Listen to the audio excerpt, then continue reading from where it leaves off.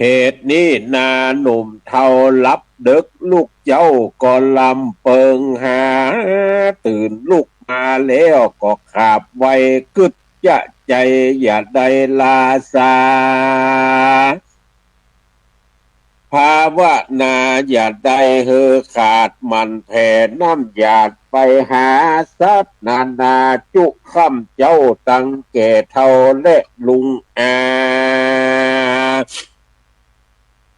ตั้งปิตามาดาและนาปูปาดาเฮอเถิงจันฟ้าและนิพพานนั้นเตอ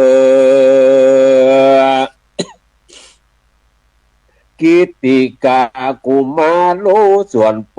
ติสัตว์เจ้าบุญบทเศร้าเรื่องไหลพายเรือไปลอดหันไปถึงแล้วนั่นด้วยดีไหวพระราศีเป็นเจ้านบกรมเก่าขาบวันตาแล้วก็เจียนจาถามข่าวยังพระอยู่ดาวจีไพร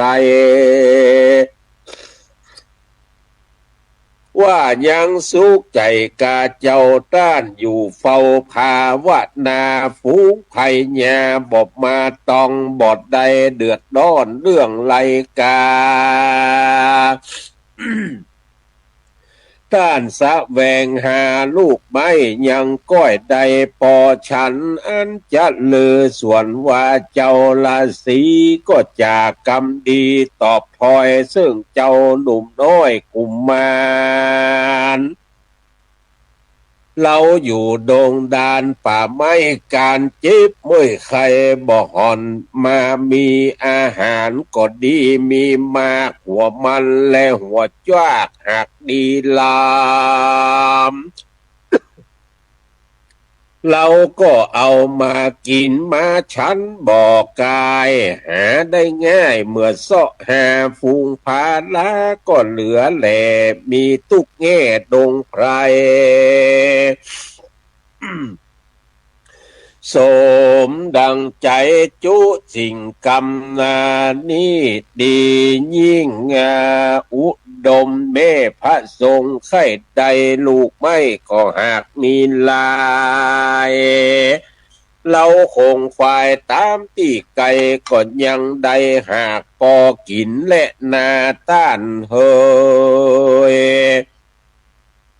ที่นั่นพระราศีเจ้ากล่าวว่าดูลามานวะหนุ่มน้อยนาชื่นจ้อยผิวใสเจ้าลูกไก่บอกไก่นามชื่อได้สันใดความเคืองใจนั่นโสดเจ้ามีประโยชน์สิ่งใดจาจิ้งจักมาลอดติดนี้ ขอกล่าวจี้ปั่นเราแดดเตอะนาเมื่อนั่นมาหนวะหนุ่มเนาได้ยินกำเจ้าละสีก็ใครว่าตีกลมเก่าก่าวแต่เก้ากำมีว่าคาแด่พระละสีเป็นเจ้า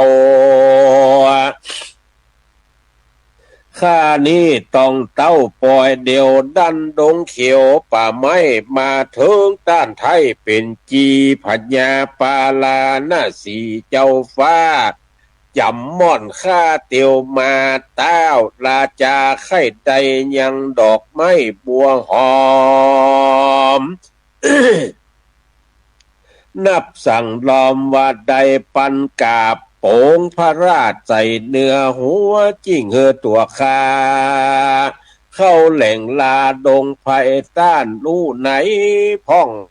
หันตามต้าน้ำบ่มีกาเมื่อนั้นตาปะสาก็ไขกล่าวว่าเราบ่รู้ข่าวว่ามีไหนบ่ยินไทยลาเล่าเต้าแต่เจ้าไข่ปานแม่ในวังแม่น้ำที่ไกลกำโบกกรณีบ่หันมีสักแห่งป้อยแต่งตาลหือมาหาจักเป็นบุพาแต่ใสหาบ่ได้ปตุมมาบ่บุษาก่าวแก่ก่าวซื่อเต้บ่เคยหาน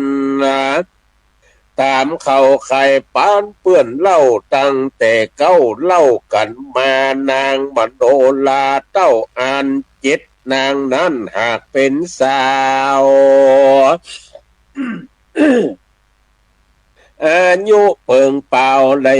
15ผู้เป็นราชนางปากหอมเมื่อปะตุมปอนขอบคันเป็นชื่อนั่นเมืองจะแหละนา7 วันมาก็มาอาบน้ำสละน้องปากนางก็หอมตัวปานตัวปากกวางดงนา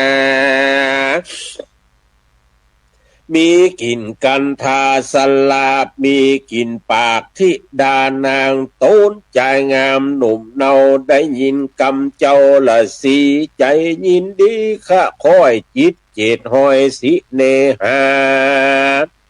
มีความอิจฉาใครใดบ่จางก้อนไก่โจรปัญญาจิ้งวันตาขับไว้ พระราศีป่าไม้ว่าข้ามีใจใครใดนางนาไทยมโนลาเต้าจนปัญญาเอาบทใดขอพระป่าไม้จุงเมตตาโปรดกุณาแห่งข้าคือได้นางลาดังใจเด็ด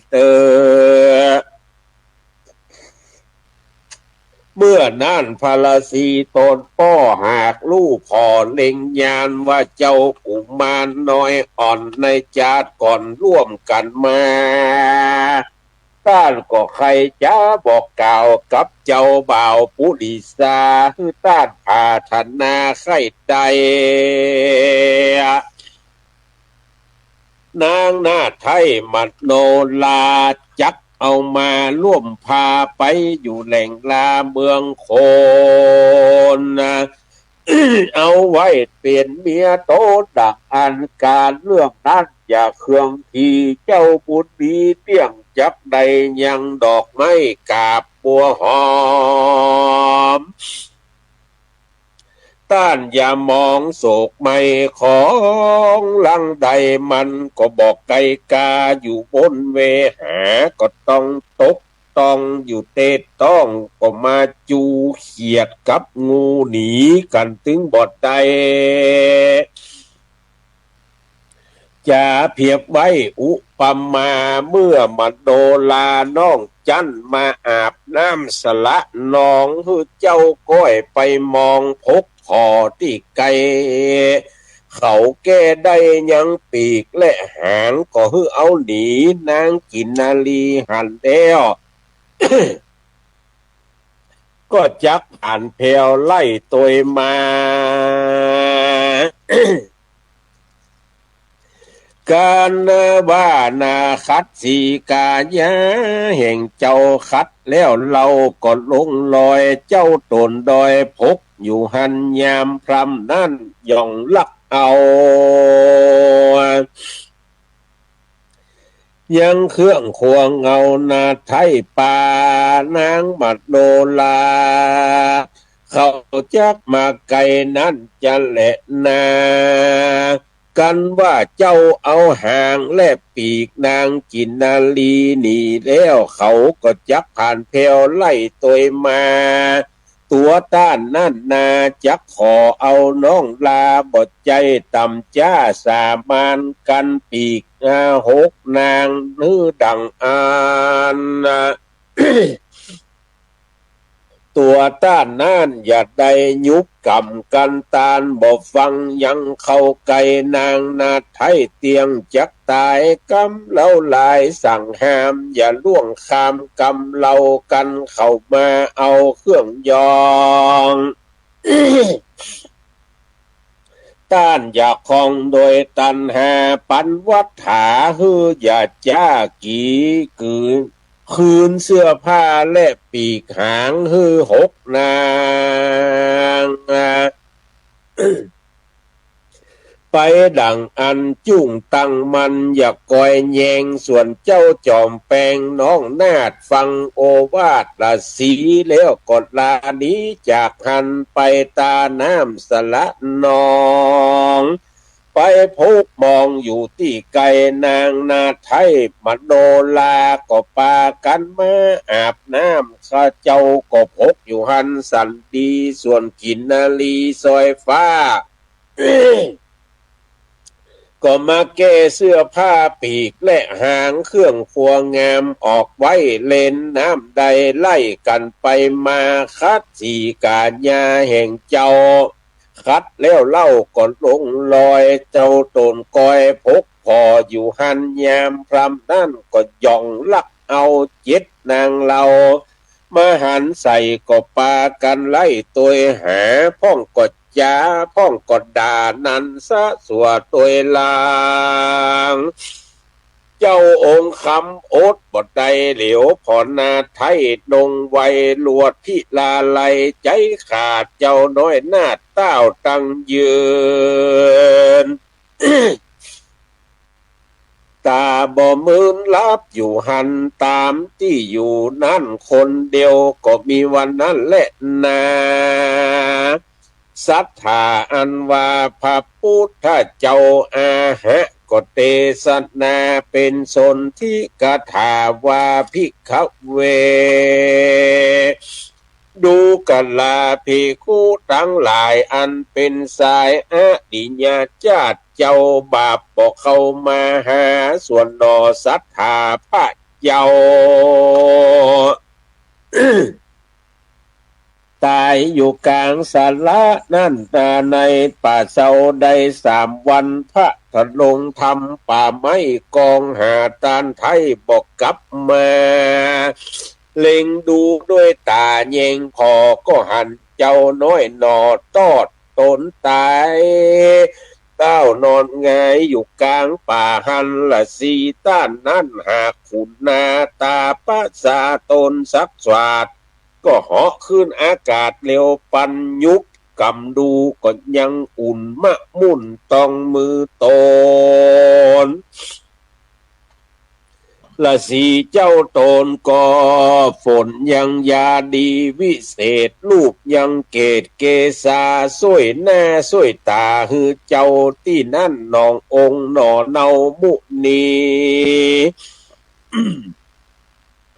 ได้สติดีฟู่อูลวดกึดลูกขาบ3 ตีว่าละสีเป็นเจ้าข้านี่เล่าสู่มรณาข้ามีจีวากับเกิดใดเพื่อต้านไทยหากตัวมาหานี่ปัญญาจะและนาคุณตั้งหลายนั่นนาผาเสิดนั้นนับบทใดขอยกไว้ต่างนบบนหัวคามากลัวบทใดนางนาไทยมโนลาตาปาสาก็กล่าวว่ากันว่าเจ้าได้ยังวัดหาเล่นไปติดสาวันตุกหันไปอยู่ปากทำตันใจกันว่าเขายังตัวไปพอพาอย่าได้พอหน้าฝูงนางก้อยบอนวานขอน้องลากันใดแล้วก้อยปาไปเจ้าละสีไข่เต้านั่นแล้วก็ยังแก้วลูกเจียงคานอมแล้วก็เหาะซานเหนือใดเหนือใต้ไปไหนก็ได้เหลียวปันละสีปันแล้วก็กากาเจ้าหนีมาสัญญองเวหาตังอากาศมาสู่อาวาสแห่งตนก็มีวันนั้นแลอาทันดังโปติสัตโตส่วนว่าโปติสัตเจ้าเนื้อบ่เศร้างามดีจำกำละสีไว้มันไปอยู่ดิมน้ำอกออกก้อยนางหันเขาแก้ยังปีกและหางออกไว้วายน้ำล่องใต้ไปมาส่วนกษัตริย์ลาผ่านเพลออกคุมแล้วเข้ามาเก็บเอาวัดถาเครื่องยอง ของนาดน้องหมู่กันยาเล่นไปกูหาปากทำหนวันตกนั่นสันดีส่วนกินนาลีหมู่นั่นกำลังมวนล้ำอยู่ในใจ เล่นน้ำไหลที่เดี่ยววายแล้วก็ยกย่างย้ายเล่นไปมาวักน้ำใส่ตาและนาตังพี่และน้องลาไลหดกันบึดหนึ่งดำบึดหนึ่งก็มาวายกำลังตานให้อยู่ในวัยปีติมีในโศกทุกข์ก็จ้างมีหันยามพรำนั่นก็รีบเร็วปันหันจอมทำนาไทยลักเอาปีกไว้ไล่ตัวไปว่ามึงเป็นไผมาลักพาบอกกลัวพระเจ้าฟ้าอุตุมปอนมึงไข่เป็นซากหนอนนอนอยู่ป่าบ่ใดปอกนาเมืองจะแลกยามนั่นส่วนอันว่าเจ้าจอมแป้งก็เปียงเสียงแข็งเอื้นด่าว่าสูหมู่นี่มาพอหน้ากูกากูเป็นลูกพญาโต้นใหญ่นามชื่อใดเวสสุวรรณตันปงปันมาหือเฝ้าสู่มาแต่เจ้ามัวเมาดอกบัวกูกลก้านใบเหี่ยวม่านหักไปฝูงขัวใบกูบดจ่ายหือโดยง่ายปั่นสูและนาส่วนนางมโนลาหมู่นั่นขออยู่หันท่วน3 ตี เจ้าคนดีหนุ่มน้อยกล่าวที่ถอยกับนางว่ากันสู่โป่งวางน้องลาส่วนแผ่นพากูก็จักปานหมู่นางฟ้าดังอันปากันหายสลั่งยินดีแหนมฮืนอาลีน้องลาบ่เนินจ้าเพราะยินอายส่วนเจ้าบุญภายหนุ่มน้อยถามนางนาดน้อยเลียวปันว่าซื้อต่อกันเตี้ยงมันสัจจะนั้นจุงฮือมีส่วนกินนาลีหมู่นั่นว่าคาเตี้ยงมันในสินธรรมเจ้าอย่ายินดังอ่านนะล่ำเปิงสอดดันในใจว่าบุญสินใสกู้ได้สร้างบทแตกมั่งสูญหายส่วนนางครัวนางตั้งหลายบ่ผิดแผกนับปูต้นแรกเป็นพาตาส่วนทัน2นี่นาเป็นผู้ทวน3ด้วยดีผู้ทวน4ทวน5มีตามปีผู้ทวน6ดีบ่ฮือตกฮือพรากบ่ฮือได้ขาดสักคนก็ด้วยบุญตนอันได้สร้างบุญกว้างแต่หลังมาส่วนกัญญาน้องซ่อนใดก็จากำที่ทอยอ่อนหวานว่าคาเดปี้เจียงคานเป็นเจ้าผิวบดเศร้าใสงามจุ่งมีความอินดูนาดน้อง อันเป็นเจื้อจาดมโนลาปันวัฏฐาฮือคาอย่าเนินจ้าเหิงนานคาตุกผ่านคาคอยอย่าเฮือตำก้อยจอดเวลาเดเตโซปิโปติสัตโตเมื่อนั่นโปติสัตเจ้าบุญบ่เศร้างามดีรู้ว่าตนมีได้สร้างแต่จาดกว้างมานานกับนางนงคานหลายจาดตนองอาจกำเอาแขนแล้วก็เอาหัวแปงยื่นเฮือนางบดดานดื้อลับเอาหางส่วนอนงนางนาดนาก็ปากตานเจียนจ๋าว่าคาแต่พี่เป็นเจ้าคานั่งเฝ้าเต้าหันหลังหน้าตาดังบ่หันแจงขอเจ้าบอกแซงไข่ปันเด็ดเตอ โซอาหะส่วนว่าโปติสัตเจ้าจริงตานเล่ากำแปงว่าแก้วดวงแสงแห่งคาปี้ไข่หันนาจอมสลี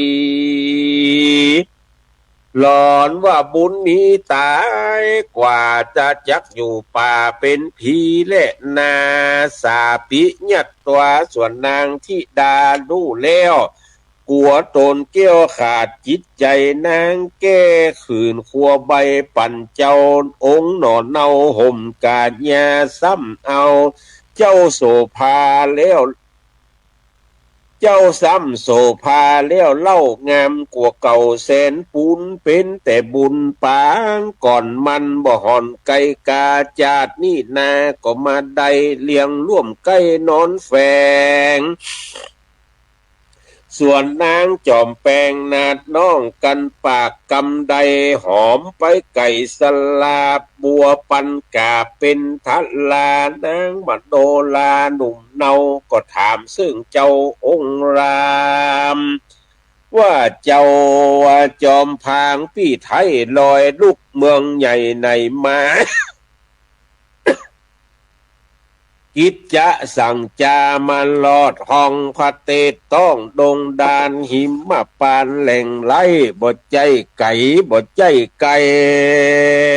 จากเมืองคนป้อยว่าเอาโตนลาดดงหลงป่าบอกคา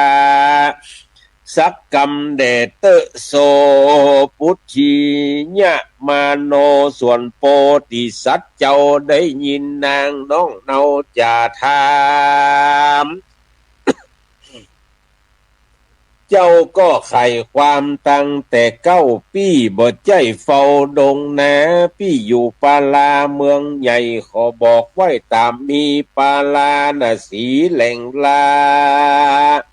พระเจ้าฟ้าโป่งปันไข่ใดบัวคำปันกาบยิ่งมีพลาดโป่งปันอาจญาตำใส่เกลาจำปี้เข้าดงนาฮือปี้มาจนได้ยังดอกไม้บัวหอมและนาตะตาสาเมื่อนั้นนางบัดโดลาสาวแถวตั้งนางแก้วไข่รองดูยังหน่อบุญจูมิงฟ้านางไขต่อหน้าและเจียนจ้าว่าพาตาเฮ้ยปีปิ่นเจ้าที่ใดต้องเต่ามาเถิงเต้ามีกำเคิงไข่ใจดอกไม้กี้บัวหอมนับมาล้อมมีปันกาบออกจากปากหอมไปพี่สายใจเป็นเจ้าจุ้งไต่เต่าเตียวเมือละน้องเสียตึกเจ้าน้องจักอยู่เฝ้าสละน้องบัดทะกองหาคาจาดนาก่อนตัวเมือนั่นดอพุทธังตน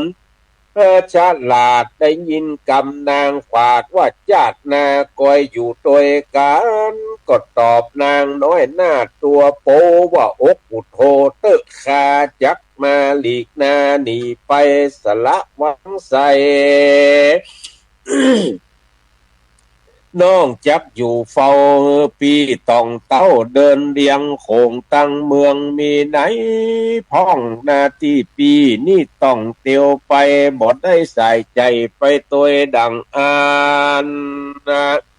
พัญญานั้นก็จักโกธาจักใส่โตสาแก่คาฮือควมหน้าเมื่อมอนและนา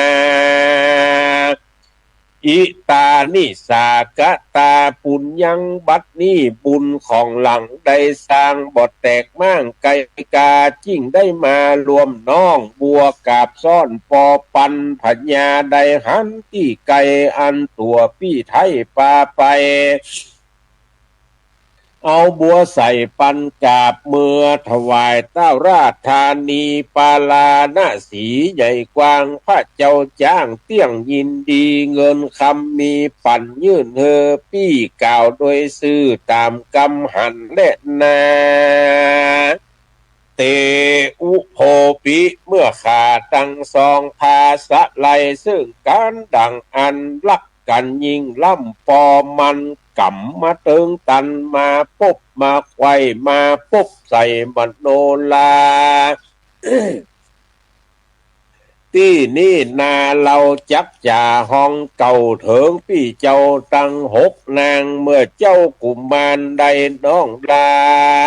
6 นางบ่จ้าบินนีสลงโศกีล่ำล่องดังมีกองดงไพผาสะไลซึ่งกันดังอานลักกันยิ่งล่ำก็ปอมันกำเติงตันมาปุ๊บไว้ก็มาอะไรน้องลา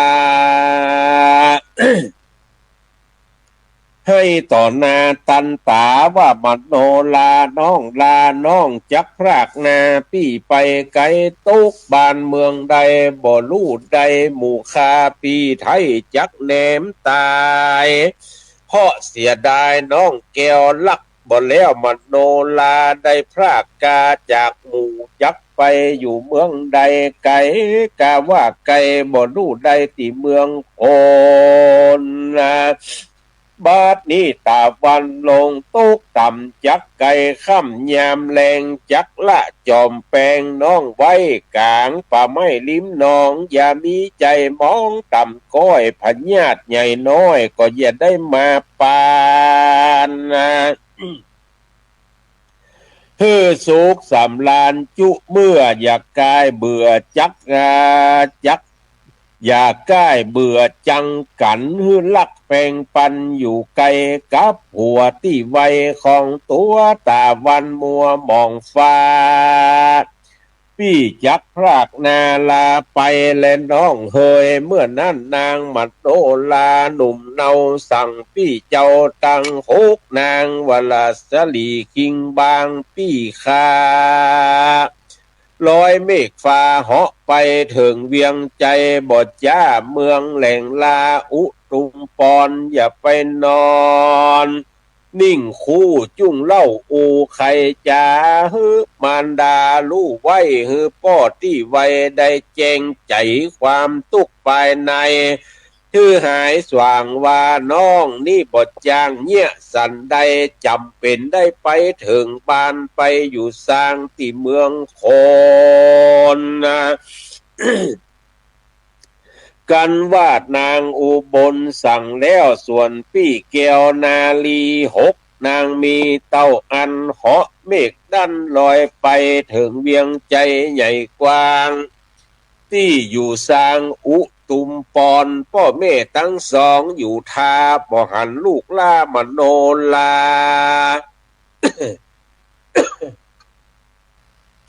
โลตะมานาลำร้องให้ว่าแก้วลูกไทยคนปลายน้องนางหลายผู้ลา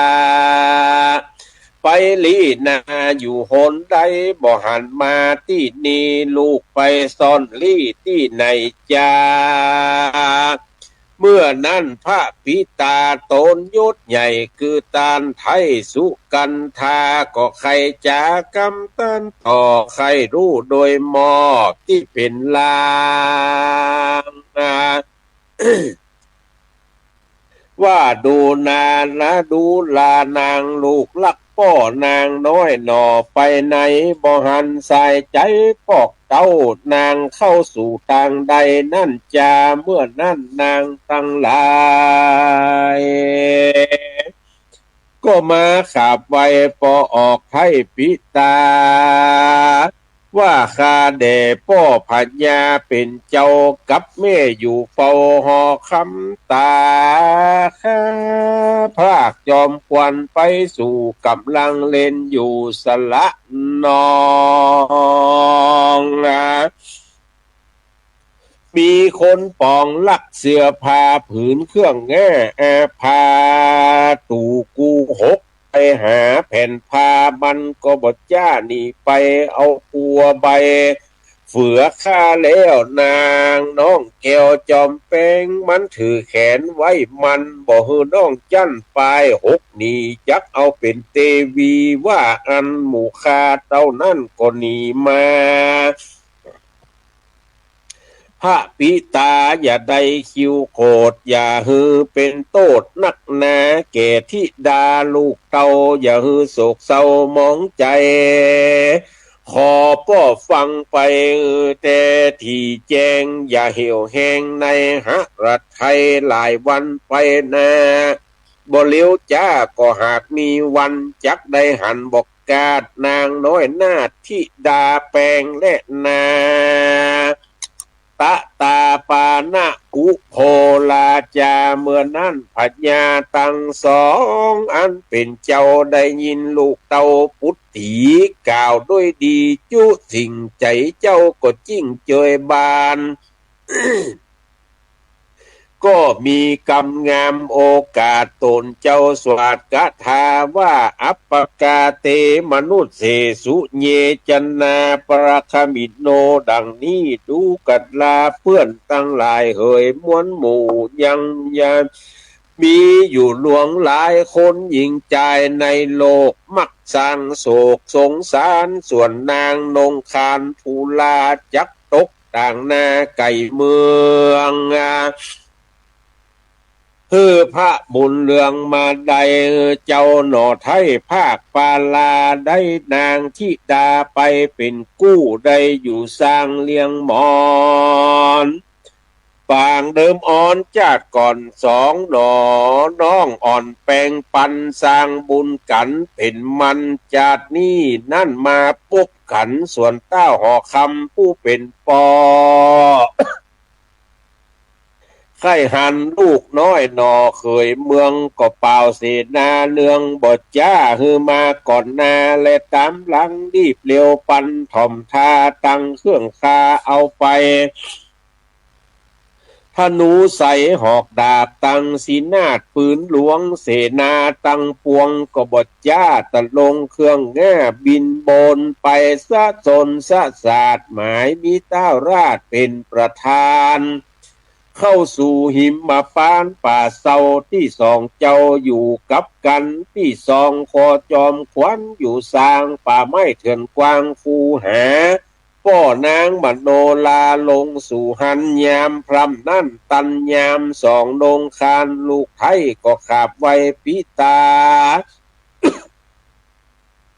พระราชาผ่านเผาถือแขนลูกเต่าตั้งสองเฮอร่วมเลี้ยงมอนเตี้ยงมันทัดจากนั่นปั่นปอนใจว่าลูกสายใจแห่งปอ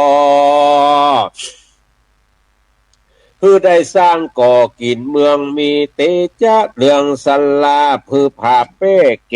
สัตตลูคงจุมปูไตลาหือน้อมนามาถวายคือสุขสบายเป็นเจ้าตลาดต่อเต้าแย้ว่าจีวังแดดเตอะเมื่อนั่นส่วนผัดยาโทนพ่อมีใจลักหม้อสิเนหายังสองพุตตาน้อยนาดจิงเนลมิดภาษาเธอสองขาภาษานั่นนาใหญ่กว้างลูกไปอ่างอยู่อาสไลพัดดับไปโดยแก้วใสสองแล้วโดยคำมือสองจอมแป้งลูกให้อยู่ป่าไม้เป็นคราวคาวันนั่นแหละนาโซลาจาพญาสุกันธาโตนผ่านเพลเนลมิดแล้วก็ยืนยอถวายเอาดิปนลายเป็นหมู่ปอกมาสู่เมืองตนเถิงเวใจยนภาศาสตร์เสวยสุขหากตามมีวันนั้นแลนาตะมาทังปะกาเซนโต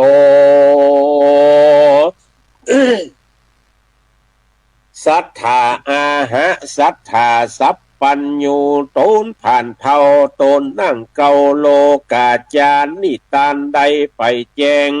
พระจิ้งแสงเตสนาเป็นวรกถาว่าภิกขเวดูกันลาภิกขุตั้งหลายอันเป็นสายอริยญาติตัดขาดเสียงตันหาเมื่อกูพระตถาปังก่อนสมปานยังอ่อนอยู่ทานนี้อยู่เมืองปาลาหน้าสีใหญ่กว้างได้ไปอยู่สร้างในดงเมื่อสองพระองค์พ่อแม่องค์แก่เท่าตั้งสองปากันสะยองเหาะดานจากที่นั่นหิมปานเทิงสถานที่อยู่บนเกี้ยวกู้ปายเขาก็มีวันนั้นบ่อยากจะและนานิดทิตังขีญาอันเตสัตนายังทำดวงชื่อว่าบัวหอมปันกาบผูกทวนแห่ก็บังโกมโสมเลศสเดชท่านพี่น้องศรัทธาพุทธบริษัททั้งหลาย ก็ได้ฟังยังพระธรรมเทศนาจาดกในเรื่องบัวหอมปันกาบผูกทวนห้าก็ปริปุนังลงไปก็เนื้อหาสาระก็ยังตีตั้นทั้งหลายได้ฟังไปแล้วก็บ่ต้องสรุปให้ท่านทั้งหลายได้ฟังแถมเพราะว่ามันแจ้งใสในเนื้อหาสาระอยู่แล้วก็วันนี้ ข่าวสารงานบุญตะกี้ตุลุงยองก็ได้อู้จ่าไปหลายวัดหลายวาที่จักได้กระทำปั่มเปงกองกาละกุศลที่เอามาบอกเพื่อผลให้ท่านทั้งหลายได้ยินได้ฟังว่างานนั้นงานนี้ที่ได้กล่าวจี้ไข่จ๋าคือมูลศรัทธาทั้งหลายได้ฟังเนี่ยก็เพราะว่าการจ่าประชาสัมพันธ์ทั้งหลายเนี่ยมันเป็นบุญเป็นกุศลเป็นบุญเป็นกุศลกับผู้คนที่ได้เปล่าข่าวเหนจี้เนะท่านทั้งหลายได้ฟังว่าวันนั้นมีงานตีหันวันนี้มีงานตีนี่มันจะเป็นบุญเป็นกุศลเหมือนดังใจตุกตะในธรรมมหาวิบากมันบ่มีใจแผ่เพื่อในบุญกุศลแต่ว่าหันทุเจ้าตัวหนึ่งมาปิ่นที่บาทมันก็คือคนทั้งหลายได้ฮู้ว่าพี่น้องทั้งหลายเอ๋ยประเดี๋ยวนี้มีสมณะตัวหนึ่งมาเอาเข้าปิ่นที่บาทไผมีเจตนาจะคืดกินดาตาหรือฮื้อเซาะอันยังมาใส่บาทมันตาน่ะรูดหัวบ้านห่างบ้านคือคนทั้งหลายเซาะเข้าป่าอาหารมาใส่บาตรส่วนตัวมันนั้นบ่มีจิตศรัทธาในตุเจ้าตัวนั้นเต้าว่าหนีเข้าไปสู่ป่าไปเสาะว่าหากินตามภาษาของมันเหียเปล่าข้าวเหนโดยปารมีธรรมบุญกุศลที่มันได้เปล่าแต่อันนั้นบ่ได้เอาอย่างใส่บาตรสักอย่างนะคือคนทั้งหลายเอาครัวนั่นครัวนี่มาใส่บาตรบุญกุศลก็ได้ไปเกิดแห่งชาติหนึ่งโดยบุญเก่าจึงได้เป็นมหาเศรษฐีอันนี้ก็เพราะว่าได้ได้จ่าก็จึงเป็นที่มาของการการจาการประชาสัมพันธ์ข่าวสารงานบุญต่างๆคือท่านทั้งหลายได้ยินได้ฟังวันนี้วันศุกร์ที่21พฤศจิกายนพี่น้องในตำบลเทพเสด็จโดยเฉพาะอาสาสมัครสาธารณสุขมูลฐานที่เฮาห้องกันว่าอสมผู้นำชุมชนนั้นมีแก่บ้าน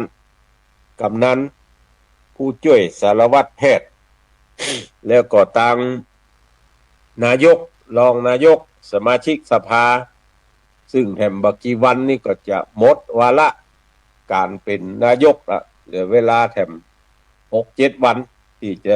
จะหมดวาระคุณจะหมดประมาณวันที่26-27อะไรอย่างเนี้ยประมาณนั้นตำบลพวกก็จะได้จัดกิจกรรมงานบุญซึ่งอาตมาภาพก็เป็นต้นคิดเป็นเก้าเป็นกันอีกหันว่าหลังคาบ้านพักของบุคลากรทางการแพทย์บ้านเฮาว่าบ้านพักหมอ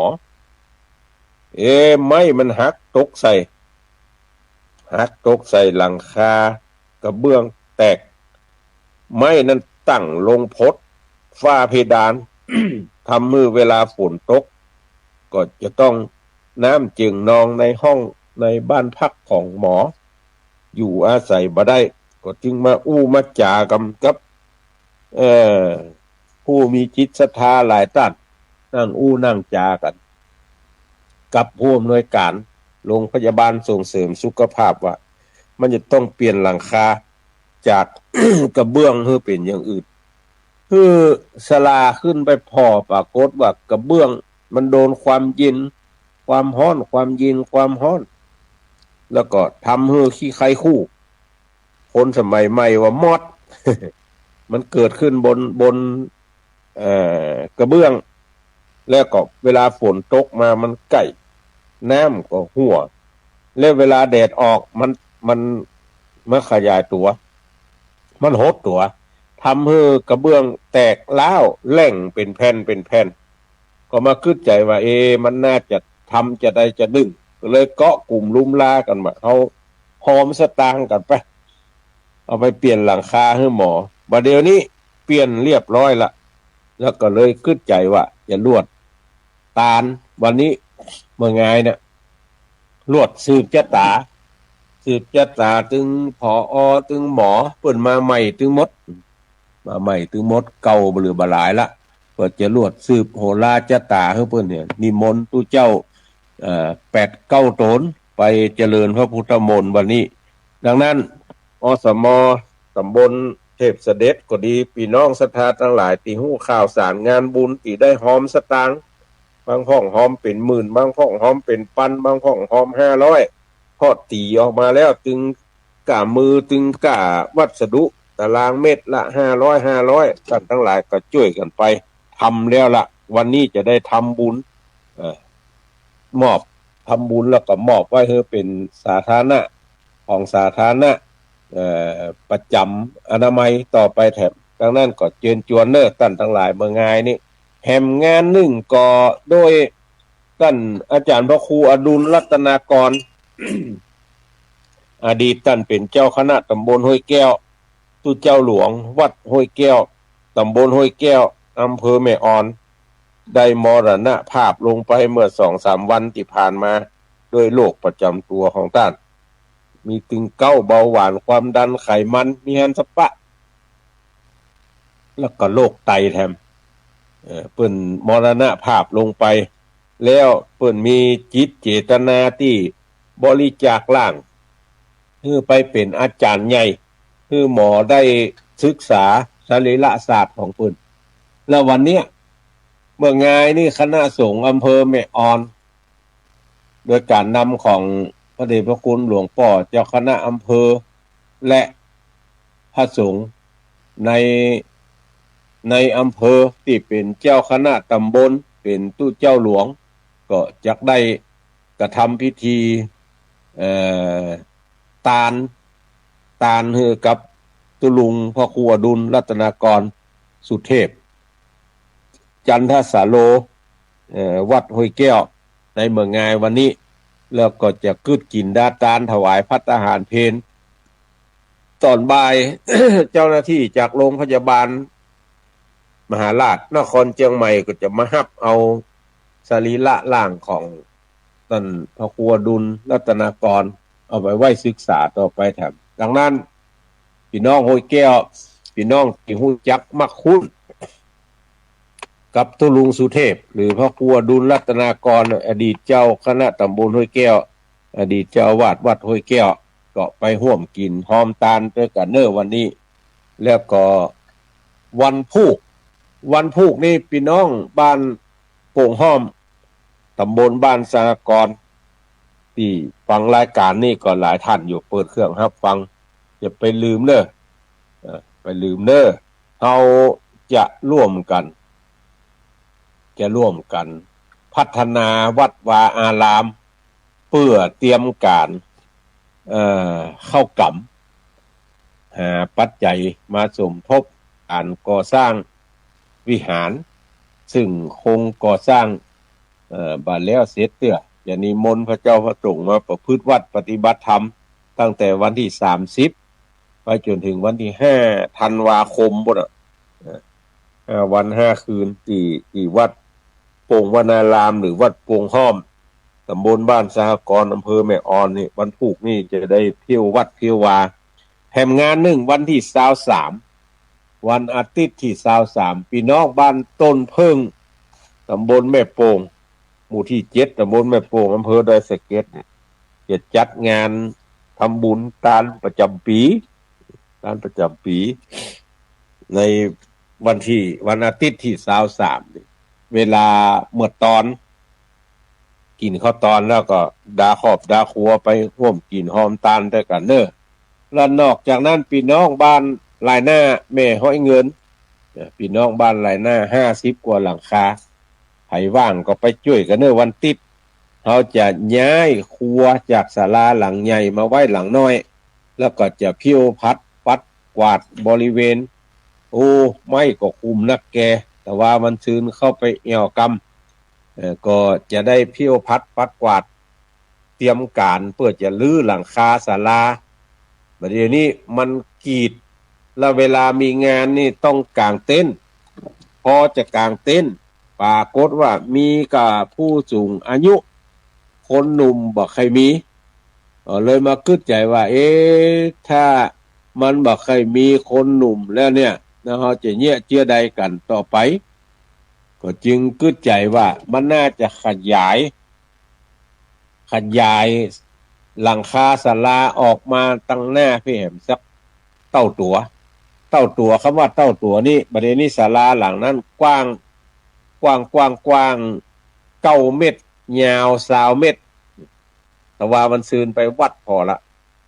เอาออกมาได้แถม10 เมตรเกิงแล้วก็ย้ายจ่องจากตั้งกลางมาไว้หิมฝาอาคารหลังนั้นก็บัดแตะอย่างมันอยู่อย่างเก่าน่ะเปลี่ยนตั้งบนโครงเล็กหลังคาเหียแล้วก็จะนิมนต์ตู้เจ้าไปประพฤติวัดปฏิบัติธรรมปีหน้าเมื่อก่อนเดือนมกราปีหน้าเมื่อก่อนก็เชิญชวนพี่น้องบ้านหลายหน้ากูหลังหอหลังคาเฮือนเนอะเอาไปช่วยกันพิ้วพัดปัดกวาดยกอย่างย้ายโคตรค่ายวัสดุสิ่งของอันอยู่ในศาลาออกมาไว้ศาลาหลังน้อยเพื่อจะได้ดำเนินการลื้อหลังคาแล้วก็จะแปลงแถมใหม่ต่อไปแถมก็เชิญชวนเนอะแล้วก็ตะกี้ถึงเรื่องเข้ากรรมที่วัดโป่งห้อมเปิ้นจะลงครัววันที่30 พฤศจิกายนนี่เนอะไปออกกันพวกวันที่5ในเวลา7 โมงของวันที่1 2 3 4 5เจ้าเนี่ย7 โมงเปิ้นจะทำบุญตักบาตรแล้วก็จะฟังเทศน์เมื่อคืนวันที่30 2 ทุ่มวันที่1 2 3 4ฟังเทศน์5 คืนใส่บาตร5เจ้าก็เชิญชวนเฮาท่านทั้งหลายไปร่วมกินหอมตาลด้วยกันเนอะแล้วก็วันที่1 ธันวาคมหลวงพ่อพระครูสังวรศรีลาภิลักษ์วัดสายมูลสันปะตองเพิ่นจะทำบุญอายุวัฒนมงคลก็เชิญเฮาท่านทั้งหลายไปร่วมกินหอมตาลด้วยกันเนอะวันที่1 ธันวาคมแปลงเข้าอันอย่างก็ แปลงข้าวหม้อแกงหม้อไปจุไปหอมกันตันเพนก็เพนบัดตันเพนก็เลี้ยงเฮาท่านทั้งหลายที่ไปร่วมกินหอมตาลด้วยกันเนอะวันที่1 ธันวาคมวันที่1 ธันวาคมก็เชิญชวนเฮาท่านทั้งหลายไปร่วมกินหอมตาลด้วยกันเนาะก็ตอนนี้ใช้เวลาของสถานีมา53 นาทีละเรือแถม7 นาทีนี่จะเปิดโอกาสให้ท่านทั้งหลายได้โทรหากันเพราะฮับปากท่านทั้งหลายเอาไว้เมื่อสุกที่แล้วล่ะว่าสุกหน้าก็เปิดสายท่านทั้งหลายได้ได้จ๋า0817964608โทรเข้ามามาจากกันเนอะเจริญพรยายพรร้องวัวแดงสายแรกไม่ติดการเจ้าฝนตกก็บอกว่าตกน้อยเดียวตกน้อยเดียวดีละที่มันตกน้อยเดียวแต่บัดเดี๋ยวนี้มันหนาวนักนี่กะหนาวแก้งมาเลยปะทออันนี้บ่ไหวเฮ้ยลู่สั่นก๊อบอ่ะนั่นน่ะบัดหนาวเยอะว่านุ่งเสื้อ2 ผืนก็แสดงว่าหนาวแล้วค่ะยินดีเนอะยินดีเพิ่นให้จะเปลี่ยนโทรศัพท์ละ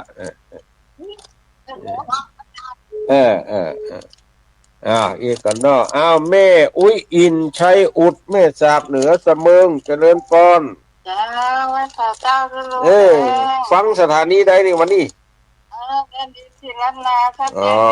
ชัดเจนดีเนาะนั่นน่ะไอแค่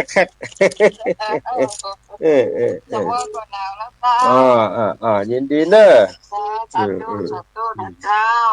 1194จากทางไรเอ่ยจ้ากับภาษาจ้ากันตะกูลำปางนะเจ้าลำปางนะเจ้าฝนตกก่อนเล่นน้ำ2-3 วันแล้วแต่ละอาคารไปตะวันนี่ครับมันต่ำขึ้นหูตกวันค่ำคืนหูเดียมันตกเขาก็เดือดร้อนมันตกก็มันต้องเดือดร้อนนะเจ้าเนี่ยละเจ้าคันเตนี่นะยินดีเนอะสายต่อไป0241เจริญพรฮัลโหลดักเบ็ด6919เจริญพรเจ้ากับไม่แก่เจ้าคือรู้ฝนตกก่อนสีพรที่บ้านห้องละปูนย้อมแต่ว่าลูกได้3 วันเจ้าก็บัวหอมปอนกับผูกตัวหน้าแล้วเนาะผูกตัวหน้าละเจ้าสองผูกเด้อเจ้ารู้กับไปสาเด้อยินดีเนอะรักษาสุขภาพเด้อตัวอากาศเปลี่ยนแปลงนะเจ้าสาธุเจ้าสองสายตะกี้เข้ามาทำกรรมะหลุดไปเหีย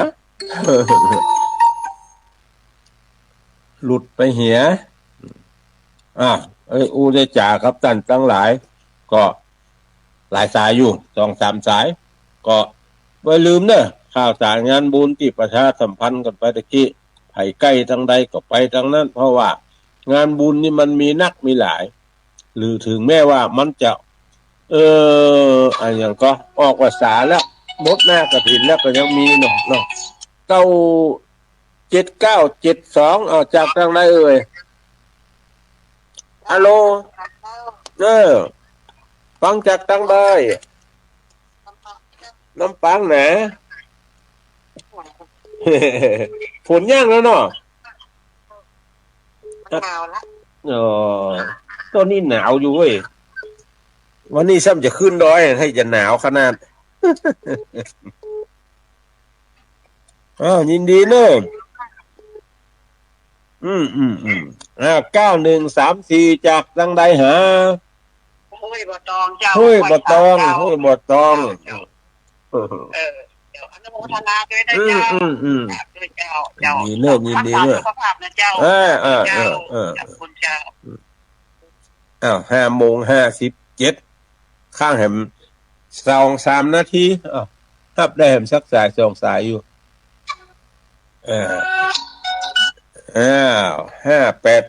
5887จากทางใดฮะไว้สาเจ้าลูกเจ้าจากลำปางเจ้ามาหน่อยน้อยมันน้อยเจ้าแม่น้อยให้นาน้อยเจ้าชัดเจนดีเจ้าดีเด้อเจ้าสาธุเจ้าสาธุฟังจากท่านทั้งหลายรายงานผลการรับฟังจากโน่นนั่นนี่เมืองฝางว่าอะไรวันนี้ดักแวด